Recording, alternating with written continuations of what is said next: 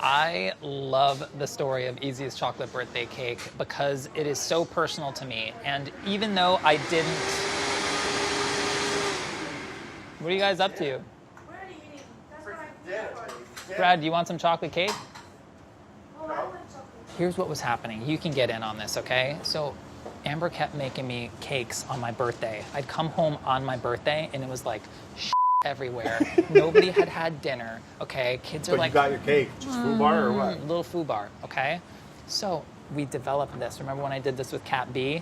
All right, so that this can be the one. Oh. Every birthday from now on, that's the cake. All right, happy birthday. Thanks, bud.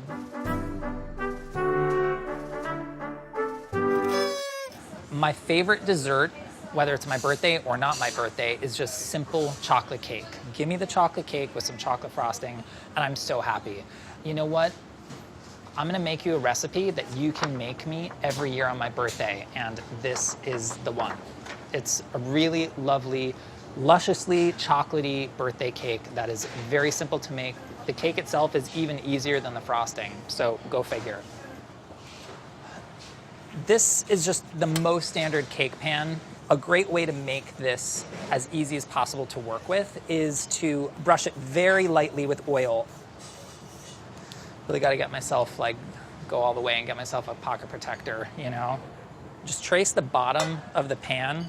So this is just going to mean that the bottom of the cake is going to release very easily from the pan. So pen side down. But Chris, Pen side down. what if the pen gets in the food? No, it's not gonna, because it's a pen side down, man. You guys with me? Wasn't sure what else I was gonna do to explain it any differently. Pen side down. With a butter-based cake, normally what you would do is you'd cream your butter with your sugar, add in your eggs, you build structure, volume, incorporate air, you know, that's how the cake gets a lot of its structure. This is an oil-based cake, so you don't really have to do any of that, which is part of what makes it kind of the easiest possible cake you could make, birthday or otherwise. So I've got 1 1/3 cup all-purpose flour, 1 1/4 cup granulated sugar, 1 3/4 teaspoon baking powder. I've got 1 1/4 teaspoon kosher salt, and then I've got 1/4 teaspoon of baking soda. Give it a little whisk. All right, now next, this is like one of my least favorite kitchen tasks, which you might remember such things as stripping thyme leaves, chopping chocolate. Jesus, great. This is up there for me. Do you have to sift your cocoa? Yeah, you don't have to, okay? But cocoa ends up being lumpy and kind of fighting against you in that batter. So whatever you can do to kind of break it up now, you'll thank yourself later. Hell, you might even thank me. Gonna whisk this in, so this is gonna now incorporate beautifully with the rest of the dry ingredients, no lumps. Make sure you get all the little bits at the bottom. So now for our wet ingredients, we have 2 large eggs. Still have not learned how to crack an egg one-handed. I'm on record as saying this is gonna be the year that I cracked that one. 3/4 cup veg oil, a teaspoon of vanilla. So at this point, we're gonna put the wet ingredients into the dry ingredients with a spatula, because this is gonna get really thick. Just wanna incorporate everything, smooth out the lumps, and then I'm going to take this milk here, this cup of milk, I'm gonna heat it up. The fact of it being hot is going to bloom the flavor of the cocoa and really just opens up that cocoa flavor. So anyway, this is very, very thick cake batter. Looks completely wrong, but hopefully in a couple minutes, it'll look a whole lot better. I'm not trying to boil the milk, but I want to get it just to the point right before it boils. So that's just going to be a minute here. I'm not going to wander off. I'm not going to check my Instagram, okay? Just right here focused on this because I really don't want it to boil over. I'm not necessarily looking for bubbles to form. I want to see that moment where you're about to get bubbles, where you see those like little like wisps of steam kind of come in. I want to see a wisp. Give me a wisp, come on. All right, wisp. So now is where we're gonna go back to the whisk.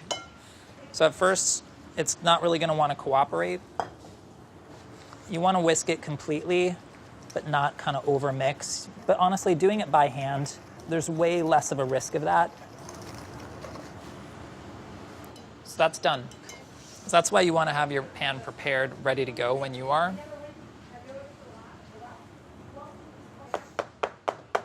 I just tamped out a few of those bigger bubbles here, and we're taking this right to the oven. And here we go. There it is. All right, cake's ready, done, looking beautiful. So if you have a cake tester, by all means, you can use it. I just feel like these, they lie. Cake testers lie, okay? They'll tell you whatever you want to hear. So go with this. Wooden little skewer, okay? So if you have any underdone cake, it's way more likely to show up on one of these guys. This is looking great. Let's frost it. All right, so this is 4 ounces of semi-sweet chocolate. Try not to exceed 64% cacao. The reason being that certain chocolates can get a little bit funky when melted and used in a ganache. So anyway, bear with me. Let's go over to the stove. Part of the base of this frosting is a ganache, which is just a mixture of heavy cream and chocolate. I'm gonna put these together. This is a half cup of heavy cream, 4 ounces of chocolate, okay?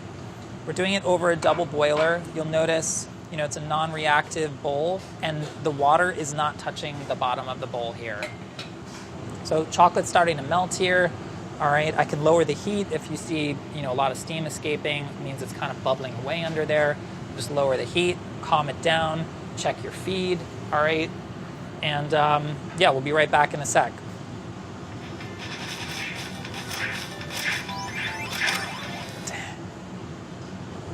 Okay, so it's smooth, it's well incorporated. I'm just gonna set this aside, let it cool about 25 minutes or so until it firms up, and then we're gonna incorporate it into our frosting. So ganache has chilled, all right? I've got room temperature cream cheese. We need 4 ounces of this, which is half of this bar. So our extra 1/4 teaspoon of kosher salt is going in here into the frosting. It's gonna help you bring out that chocolate flavor. It's gonna make everything taste so much better. 3/4 of a teaspoon of pure vanilla extract, and then 1/4 cup of confectioner sugar. An electric mixer really makes very short work of this. So I just want all this stuff to be nice and smooth. That's gonna ensure that it incorporates very well with the cooled ganache. So this ganache has not fully set. It's gonna continue to set as it gets even cooler, but it's a great temperature for incorporating with the cream cheese. Both of them are kind of matched in terms of fluidity and density at this point. So you can see that relative to where we started, it's already starting to hold its shape a little bit more. I'm just gonna go a little bit further and then we're there.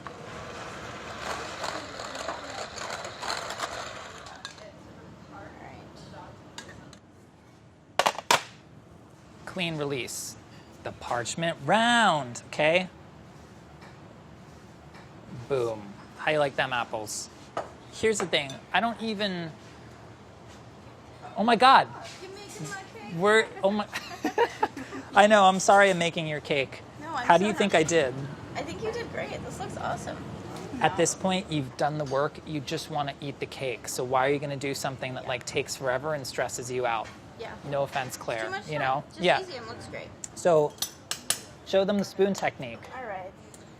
Everybody's so used to having crappy, grocery store cakes that, if you actually give people a cake that you make yourself, they sort of freak out in a good way. Super easy.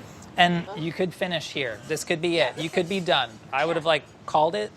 All right, we'd be eating by now, but that's fine. Take it a step Do further. we want to do the swirls or do we want to do the lines? What do we want to do? I want to do your the swoopies. Okay. Yeah, the swoops. So just kind of press into it with the side of the spoon. And you get these lovely little, kind of tails. Yeah. And you can do this for hours or just for 2 seconds. And Yep. It's still gonna look great. Turned out so fabulously well. Did you see how I did that? Oh my God.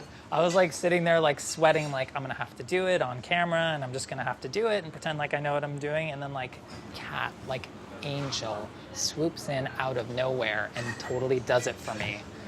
Anyway, let's cut into this thing, right? You guys ready for cake? This is a sneak preview of my 40th birthday. Things are like suddenly looking a little darker up here. Like, can I just draw your attention to how amazing that looks? There's no bells, there's no whistles. Like, it's just chocolate cake. It tastes awesome. Cake! Brad, get your coffee, let's go. And you get some cake, and you get a cake. Everyone's with a fork. birthday. Yeah, thank you, Chris. Just a sliver for Hunzy. It's delicious, Chris. My only non-cake liking critique, I could use a third less cake. You want less You don't like cake? period. That's it. Okay, well, you're done. great You're job. done. I'm You taking did a You're great done. job.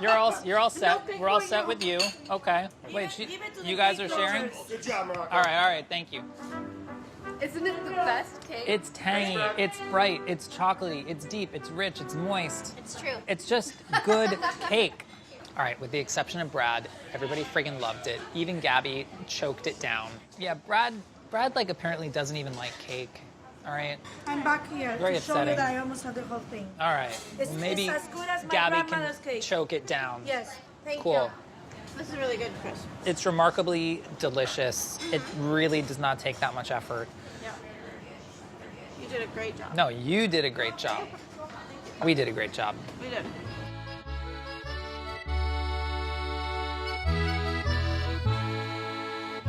I think we forgot to make the coffee. Are we good? Seriously, I'll go make coffee.